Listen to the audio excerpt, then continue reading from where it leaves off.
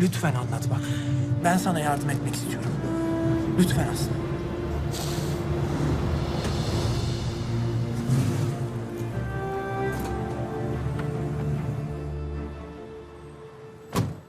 Neredeler? Şurada.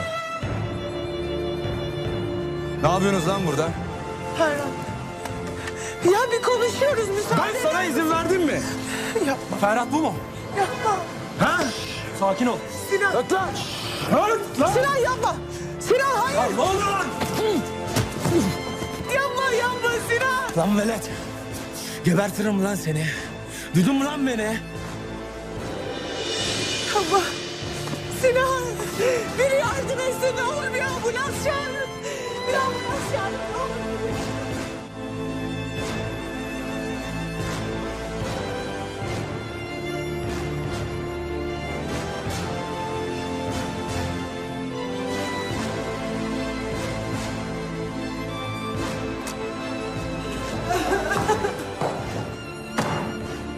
Artık evden dışarı çıkmak yok.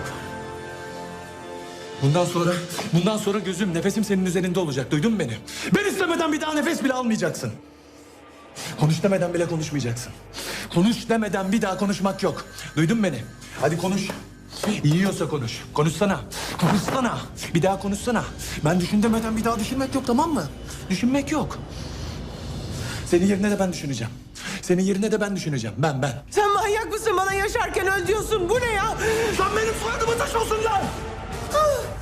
Duydun mu beni? Benim soyadımı taşıyorsun. Benim. Evli bir kadınsın artık. Yalan, dolan da olsa buna izin vermem.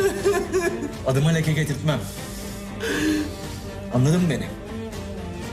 Anladın mı beni? Hı? Benim karımsın.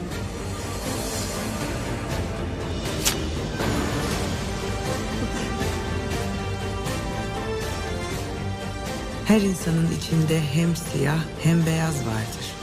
Ne kadar beyazsan siyaha o kadar yakınsındır. Asla karıncayı incitmem dersin. Oysa bir göz kırpımı kadardır elini kana bulamak. Ve bir seçimdir iyi ya da kötü olmak.